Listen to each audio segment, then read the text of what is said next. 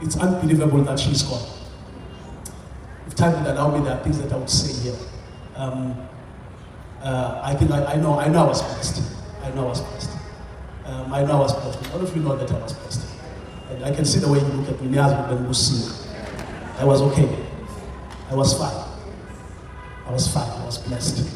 And I thank God ukuthi anginike ithuba ukuthi ngihlale nomuntu wakhe.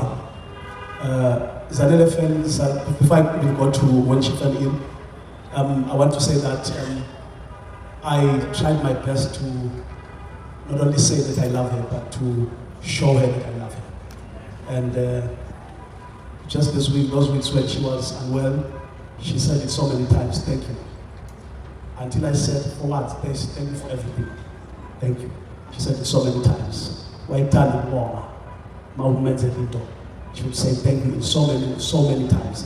And so I want to say that she was my rock, she was my anchor, she was my best friend, she was the ambience of my heart. She was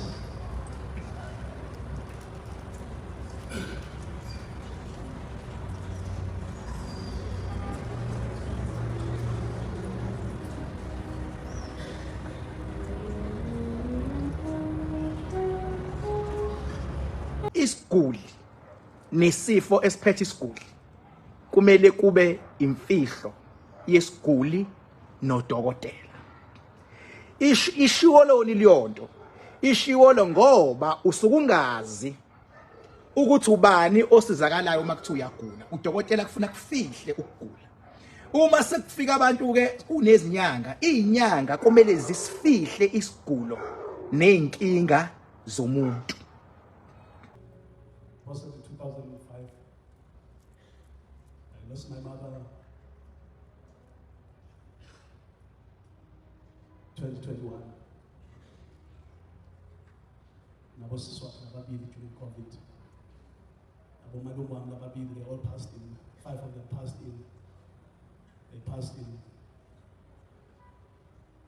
They passed in just in a month, almost a month and a half.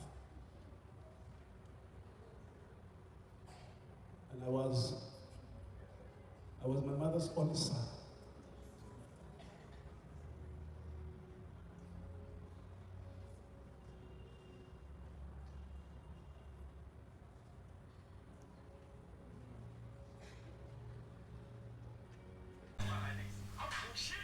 Well, Abafethu, welcome back to Jeffrey Soul TV News. Welcome back to my YouTube channel. If you're new, please don't forget to subscribe. Don't forget to like this video. Don't forget to comment on the section down below if you have anything to say mayelana nalo lolu daba. So ngeke ngabuka lapha na ke ubaba ke uNkambule lapha ekhuluma nje kwi speech sakhe, since we know ukuthi ke bekunenkonzo ke yesikhumbuzo lapha na ke eThekwini mayelana ke naye ke umama uZanele ke Mbokazi. So into ke eyenzakalayo la, abantu noma ke ngizothi ke ngizocela kakhulu nje ngoba abantu akade bekhuluma kakhulu ngalo lolu daba izinyanga ezihlukahlukene ku TikTok, ku Facebook, ngizosho kanjalo nje kuma socials.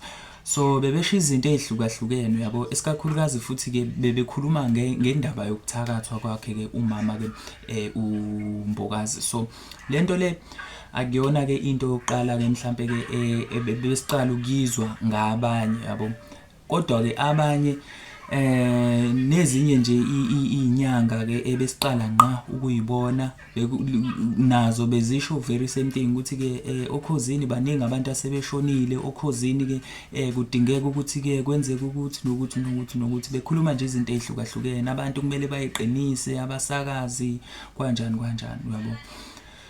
So into ke esiyitholayo njengamanje ukuthi ke ubaba uNkambule loyana ke usho ke ngokusobala yena ke kwi speech sakhe ukuthi ke cha le yokuthi ke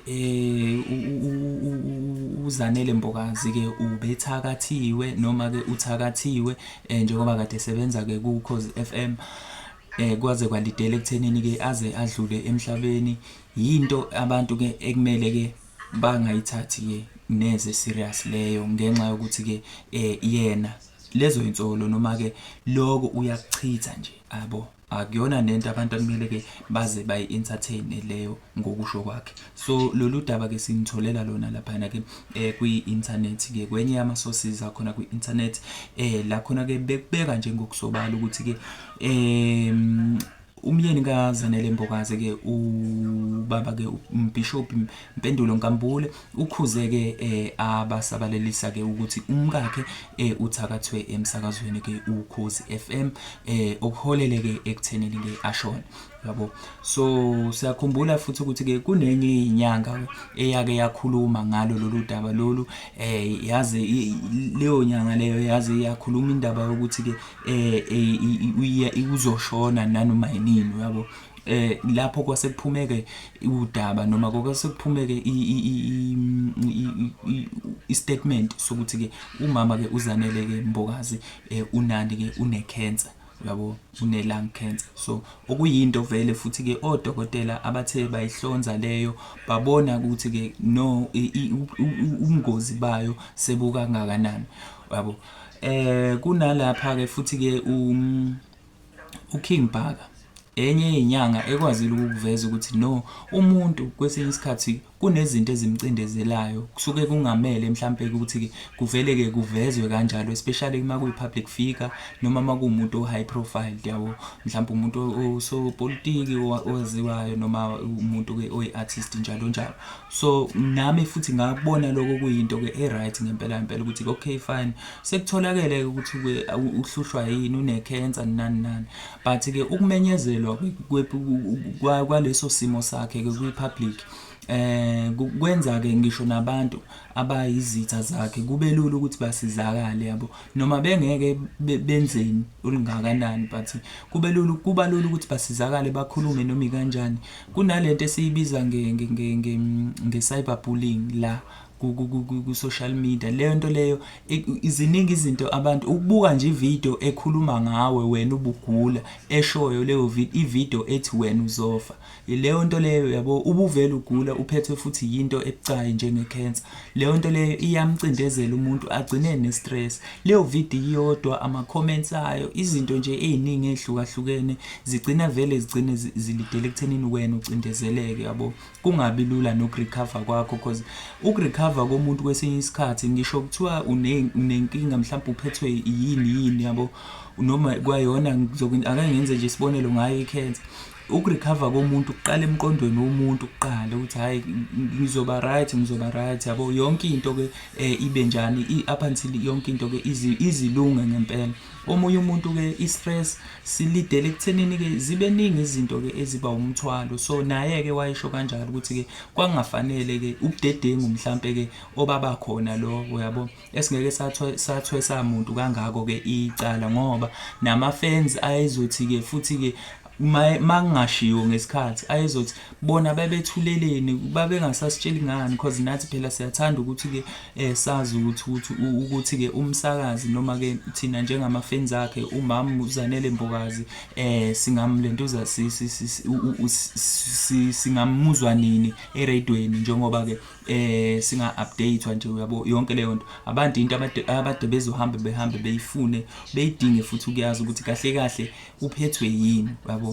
So kunabantu ke abazenzela ama-assumptions ngalezo zimo lezo, egameni lokuthi ke bayaboniswa bazinyanga babathandazi ngokuhlukahluka kwabo kuma platforms ahlukahlukene. So ezinye ke zezinto yena ke uBamkambule ayichithayo lezo ukuthi ke abantu abangaze bedidiseke nje, abantu ke abahlala ekuthenini ke bazi ukuthi umama ubulawe yini, yabo, noma ke isiphi ke isifo esigcine ke simnqoba lapha yana ke. Baningi abantu ke abebethamele ke yona lenkonzo yakhe ke umama uZanele Mbokazi. So okubonakalile futhi okunye ke nje umunyu okade ke ukhona ngendlela okade ke kwenzeka ngayo, especially sekukhuluma yena ke ubaba ke uNkambule esebalula nakho ukuthi ke baningi abamalunga omndeni wakhe ke asebemshiyile ekade ke nabo beyithemba noma ethembele kubona ukuthi ke mhlambe makukhona into emphatha kabi noma kukhona into ayiswelayo uyakwazi ukusondela kubona ke nabo bekwazi ukuthi ke belule isandla ngaleso sikhathi. So njengamanje naye ke unkosikazi wakhe bese kuyena umuntu ke akwazi ukuthi ke arely kuyena ke ngezinto ke eziningi noma ezimweni ke eziningi, uyena umuntu obebekwazi ukuthi ke babonisane naye. So njengamanje uzibona ke naye ke esedwanguza nje esehlathini esadukile esalahlekile. Let's hope kodwa ke cause mangibuka lapha indlela aphatheke kabi ngayo kuthiwa kuze wakhala ngisho ukukhala, uyabona indoda ngempela ke mayizokwazi ukuthi igcine ifika kuleso simo obona ukuthi ke kusuke kunzima ngempela, uyabo.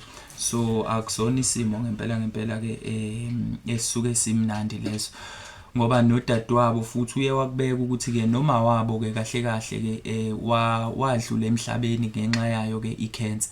So kwaba into ke naye ayithandazelayo nje ngaso sonke isikhathi ukuthi ke njengoba isikwaze ukudlulisa umama emhlabeni icancer, ayingabe isaphindi kwazi ke ukuphinda igadle futhi iphindelele khona ke emndenini.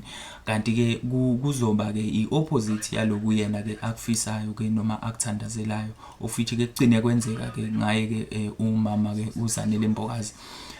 Anyways bafethu, if you have anything to say ngalo lolu daba you can comment kwi-section ngezansi ke, kodwa kuyona ke ngaphambi kokuthi ke siyivale ke kuyo le video kuyona lenkonzo ke baningi ke abaculi ke be gospel kade beke bethamele yona lenkonzo engakubalela ke kubona ke uAyanda Ntanzi, Dumi Mkokstad, Jumbo, Andile Majola, abanye ke esaziyo ukuthi vele ke bakhele khona ke eThekwini abafana noTira nabo futhi ke bebe khona Gandlela, Thobekile, Sipho Makhabane, Asheli Mhlophe ke esibaziyo, Asheli Mhlophe sike sababona even futhi ke nangeenkonzo nje esaphila ke uMamZanele besibabona ke nje beattenda ke inkonzo lezi ke ekade ke zibanjwa zenziwa ke baningi bafethu ngeke size sibaqede. NoThemba Njilo bebekhona, Lindelani Mkhize, oMam Lady D, Sibonga Ngcobo, Wokhoze FM, Ozimdola.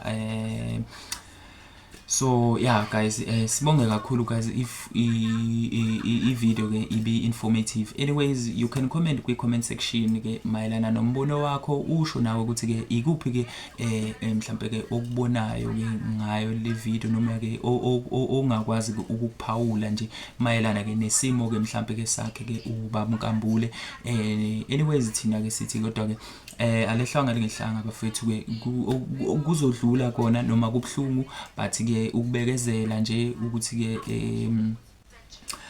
isimo size sibe right, because wonke umuntu ke udlula lapho. Anyways ke don't forget to subscribe, don't forget to like this video, don't forget to share the video as well. Danko.